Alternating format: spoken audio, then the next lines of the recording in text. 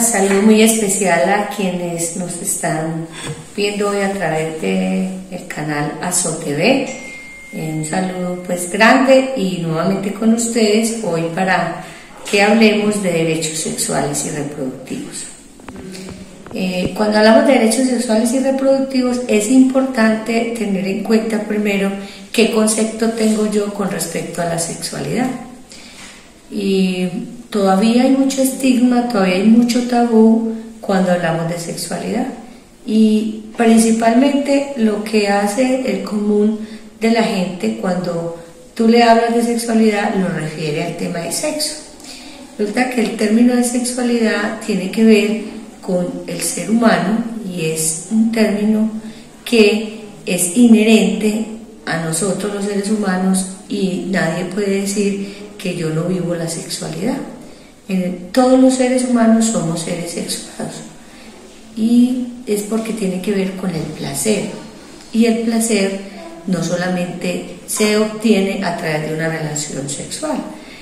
Entonces, si yo disfruto la vida, si yo me gozo una fruta y le veo el gusto y qué beneficio trae para mi vida, estoy sintiendo placer, como también cuando me tomo una Coca-Cola helada, por ejemplo.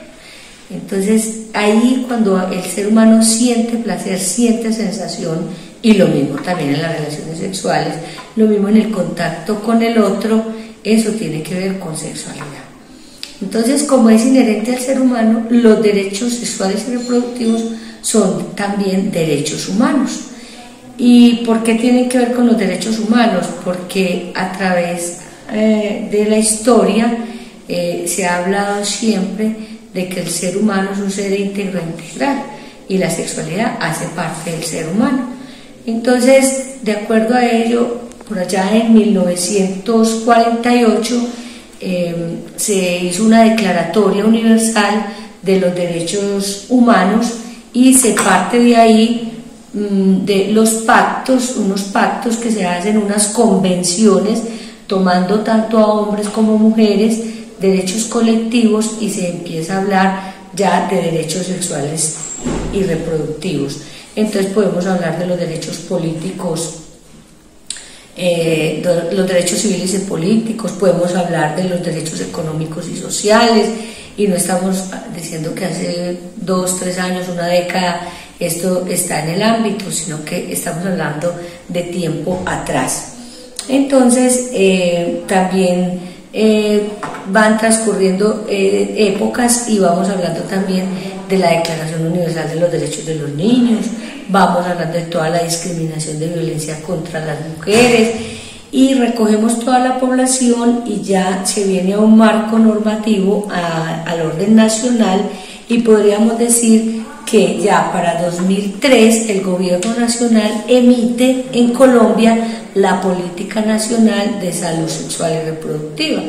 ¿Y qué es una política? Es un mandato que te dice a los gobiernos departamentales y locales: usted debe de cumplir con esta legislación, usted tiene la obligación de cumplir con esto, porque es un derecho colectivo y una política tiene que ver con el interés general.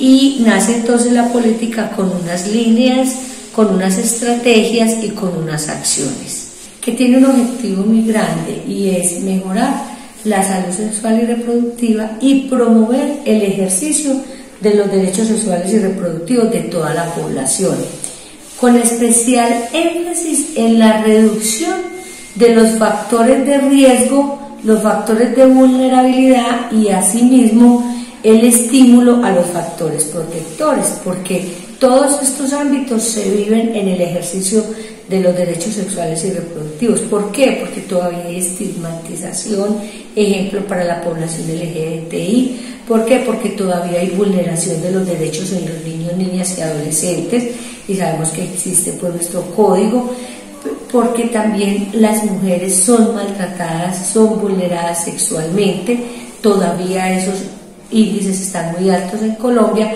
Entonces esta política trae este objetivo muy claro, pero también define algunos temas muy prioritarios, sobre todo en las instituciones de salud, en el caso de nuestro hospital La Misericordia de Israel, y es cómo los derechos sexuales y reproductivos en la institución se practican, cómo se permite a la comunidad que los ejerza.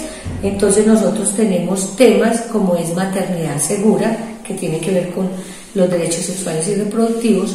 Tenemos lo que es la planificación familiar, que ahí tiene que ver con la regulación del número de hijos a tener. Tiene que ver con la salud sexual y reproductiva de los adolescentes, y por eso tenemos el programa especial para los jóvenes, Joven Sano. Tiene que ver con la prevención del cáncer de cuello uterino, las infecciones de transmisión sexual, que no son cuentos de brujas, son realidad y están presentes aún en nuestro ámbito. Dentro de las infecciones de transmisión sexual se incluye también el VIH-Sida, ¿cierto? Entonces ese también se trabaja en nuestra institución como un tema prioritario para intervenir. Esta política nacional de derechos sexuales y reproductivos tiene también unos principios. ¿Y por qué los principios? Porque estos son de respetar y de ejercer también, y estos orientan la política. Entonces, dentro de los principios tenemos la concesión de fomentar que los derechos sexuales y reproductivos también son derechos humanos. Ya lo dijimos anteriormente, porque también son derechos humanos. Tenemos la equidad social y de género. El tema de equidad de género se tiene que seguir trabajando en las instituciones porque todavía hay mucha inequidad social y de género. Tiene que ver con el empoderamiento de la mujer en cuanto a la decisión de cuántos hijos tener o de no tener hijos. Entonces, la cualificación también de la demanda que tiene que ver con los servicios, pero también la calidad con la que son prestados los servicios de salud en este caso. Esta política nacional de los derechos sexuales y reproductivos también trae unas estrategias, y cuando hablamos de estrategias hablamos ya de una articulación intersectorial. Entonces esa es primordial, porque no solamente la entidad de salud, en este caso la IPS, la Misericordia, es la encargada de fomentar los derechos sexuales y reproductivos, sino que tiene que haber la intersectorialidad, pero también la interdisciplinariedad, para que podamos entonces decir que las estrategias se cumplen. Tiene que ver también con la otra estrategia, la promoción de la salud sexual y reproductiva. ¿Y por qué promoverla? Porque también con relación a la sexualidad tenemos que hablar de el ejercicio de la sexualidad, pero basada en factores como sexualidad sana, sexualidad segura y sexualidad responsable. También el tema del fortalecimiento de la gestión institucional. Esa es una estrategia en los derechos sexuales y reproductivos, y es cuando se fortalece la gestión interinstitucional, podemos presentar, podemos jalonar proyectos que apoyen el tema de los derechos sexuales y reproductivos en la comunidad. Y también el tema de desarrollo de la investigación. Ese en nuestro ámbito es poco, pero ahí tenemos que llegar también, porque hay que empezar a investigar. Pues nosotros tenemos desde vigilancia epidemiológica, pero ir más allá, porque se presentan ciertos factores. Ejemplo, brotes de una sífilis, ejemplo, brotes de embarazo en adolescente, qué está pasando. Entonces ahí empezar a hacer análisis para hacer intervenciones colectivas y empezar entonces a hacer aportes desde la institución, apoyos y a la vez gestión para que disminuyamos estos factores de riesgo que están llevando a que se presenten incidencias que no quisiéramos que estén presentes en la población yaleseña en este caso. Como estaba hablando de derechos sexuales y reproductivos, pues me devuelvo un poquito y les cuento que es un derecho. Es la facultad que tiene todo ser humano de hacer algo o de no hacerlo, pero siempre estando bajo el marco normativo y sin hacer daño a los demás. Y como estamos hablando de derechos los vamos a mencionar, pero antes de eso quisiera contarles una cuñita, y es que los gerentes tenemos que presentar para nuestro periodo de nuestro nombramiento un plan de desarrollo, y dentro del plan de desarrollo institucional de la AES La Misericordia de Yalí, la Junta Directiva me acaba de aprobar en el mes de septiembre, tenemos una línea estratégica que es la primordial, sin descuidar las otras, es la atención con calidad y humanización. Y en esa atención con calidad y humanización hay un proyecto muy bonito que se llama Atención Diferencial, y vamos a empezar a implementar en la AES La Misericordia unos días especiales de atención. Ejemplo, un día para la mujer donde la vamos a pasar por todos los servicios que ofrece la AES, un día para los discapacitados donde los vamos a pasar por todos los servicios, sumándole que ya estamos en el proceso de habilitación de psicología y fisioterapia, entonces eso también nos va a dar un plus para mejor servicio a esta población. Entonces ahí les iremos contando y los iremos convocando sobre esa atención preferencial. Entonces los derechos sexuales y reproductivos son varios y pues vamos a hablar de ellos en un momento. El derecho a tener una vida sexual libre, segura y placentera.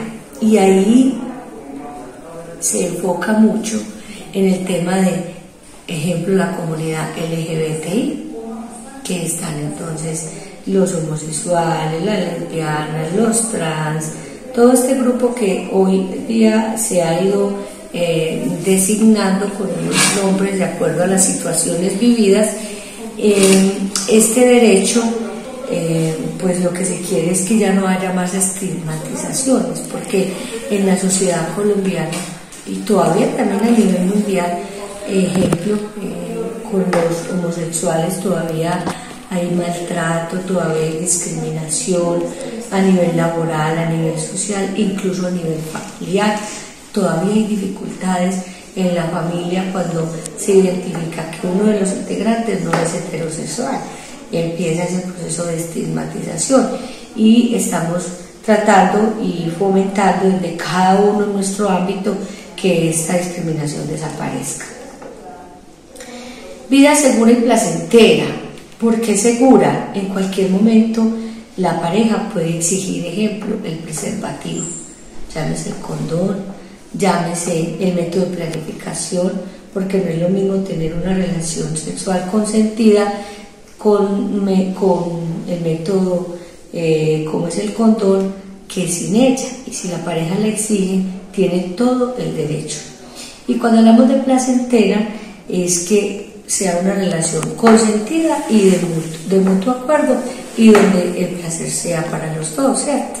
Porque anteriormente sí vivíamos, pero lo que me ha tocado de experiencia laboral y como psicóloga, uno se encuentra con historias que las mamás, por ejemplo, no disfrutaban una relación sexual, que las mamás, por ejemplo, concebían sus hijos sin conocer qué era un orgasmo, sin conocer todo lo que tiene que ver con una relación sexual consentida. Entonces el primer derecho lo estamos trabajando para que siempre esté presente en los seres humanos y en la sociedad. El otro es el derecho a decidir si tener o no tener relaciones sexuales. Y ahí vamos, ¿qué pasa hoy, por ejemplo, con nuestras jovencitas especialmente? El rótulo, ya rotulan a la niña que no ha tenido su primera relación sexual a los 14, 15 o 16 años, con los términos de mojigata, con los términos de virgen, con los términos de que es la niña de casa que no ha salido al ruedo, pero si ella tiene esa decisión hay que respetársela y ojalá todas lo practicaran, no tener relaciones sexuales a temprana edad, porque implica una cantidad de responsabilidades. La primera, un embarazo no deseado. La segunda, el riesgo de contraer una infección de transmisión sexual, porque muchas de nuestras niñas, y ya hablamos en el término de los jóvenes también, aún no tienen mucha orientación sobre lo que es una ITS, sobre la prevención. Ven mucha televisión, ven muchas redes, pero ya cuando hay conciencia de esto, falta un poco de empoderamiento de los jóvenes en este tema.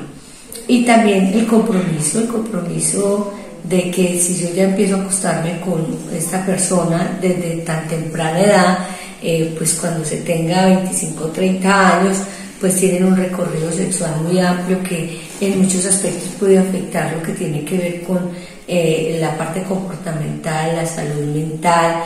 Entonces, qué bueno que no se tengan relaciones sexuales a temprana edad, que nos abstengamos un poquito, chicos y chicas. ¿Listo? Bueno, vamos entonces al derecho a expresar y ser respetado por la orientación sexual y o la identidad de género. Les hablaba ahorita, en este tema todavía mucha discriminación desde el orden familiar, social, laboral, y ese derecho sexual y reproductivo se tiene que promulgar, se tiene que respetar, porque nadie es raro si no es heterosexual.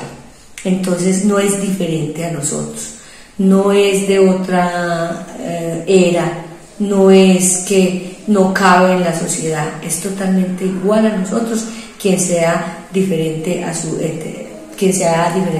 los heterosexuales. El otro derecho es a que se respete la intimidad sexual y la confidencialidad, y yo creo que eso sí ya pues muchos lo conocemos, cuando haya todo lo que se está viendo en las redes, que a veces promulgan fotos íntimas, en especial de las chicas, sin autorización, y esto es un delito, pues eso es un derecho, de que si se está teniendo una relación sexual y son sorprendidos adrede, eso también, ese derecho se vulnera. Entonces ahí también este derecho prevalece y es de defenderlo. Lo que tiene que ver con el derecho a acceder a métodos anticonceptivos, de acuerdo a la necesidad, de acuerdo al deseo, y ahí sí que hay polémicas muy grandes, porque pues lo que no queremos es que los chicos empiecen relaciones sexuales a temprana edad, pero si una menor quiere empezar métodos anticonceptivos y busca nuestra asesoría, busca nuestro apoyo, nosotros tenemos la obligación de orientar. Eso hay muchas polémicas, pero prevalece este derecho sexual y reproductivo. El derecho a acceder a decidir si quiero o no tener hijos, así como el número y el espacio entre cada uno de ellos, porque también anteriormente, ¿qué ocurría? Las mamás tenían hijos adrede, influía mucho la religión, que no permitían que las mujeres planificaran, y también el tema de que quien decidía no tener hijos era una mujer que no servía para la sociedad. Eso es totalmente absurdo. Quien decide no tener hijos se le respeta, y quien decide también tener uno o dos hijos también se le debe respetar, y también a qué tiempo los va a tener. Entonces ese derecho también tiene que estar presente hoy en nuestra sociedad. El derecho a decidir si conformar una familia y qué tipo de familia quiere conformar. Entonces hoy vemos las familias monoparentales, nucleares, que es la que más conocemos, pero también hoy el tipo de familia, de acuerdo a las normas de Colombia, lo que se ha permitido, la pareja entre personas del mismo sexo que conforman en una familia, eso hoy es garante y eso hoy se tiene que ejercer, no podemos interrumpirlo. El derecho a obtener información clara, científica, objetiva y accesiva sobre el cuerpo y la salud sexual y reproductiva. Y en esta también es muy importante lo que tiene que ver con la toma de decisiones, que también lo veremos más adelantico, pero es el derecho a la información. Ejemplo, viene una menor de edad víctima de abuso sexual, embarazada. Nosotros como institución tenemos la obligación de informarle sobre la interrupción voluntaria del embarazo. Si nosotros no hacemos esa información, a nosotros nos pueden demandar, porque ya eso es una sentencia en la normatividad colombiana. Entonces nosotros tenemos que dar información clara. Tenemos que dar información clara sobre lo que es una ITS, tenemos que dar información clara sobre los métodos de planificación familiar y cuáles son los riesgos. ¿Sí? El derecho a recibir apoyo y a que se le realicen ajustes para la toma de decisiones libres e informales sobre el cuerpo, la sexualidad y la reproducción, es lo que les decía ahorita. Entonces nosotros tenemos la obligación de no omitir información con respecto al ejercicio de la sexualidad, con respecto a la educación en ejercicio de la sexualidad. Entonces, por eso desde también la política nacional que les hablaba ahorita, hay una estrategia que se denomina IEC, informar, educar y comunicar, y nosotros desde salud pública, con las intervenciones colectivas, eso es lo que hacemos, eso estamos haciendo hoy, informando, educando y comunicando qué son los derechos sexuales y reproductivos, y que no es un derecho individual, es un derecho colectivo, que son derechos colectivos, son derechos humanos que se pueden ejercer de manera individual. Amables televidentes, gracias por el tiempo dispensado. Los invitamos al ejercicio de los derechos sexuales y reproductivos. Somos la institución amiga de ustedes, somos una institución que presta servicios de salud con calidad y humanización, y tenemos también el servicio de psicología para quienes tengan dificultades en el ejercicio de la salud sexual y reproductiva. Les podemos orientar, les podemos apoyar, y igualmente también les podemos apoyar en el tema cuando hay vulneración de los derechos sexuales y reproductivos. Nos veremos en una próxima oportunidad.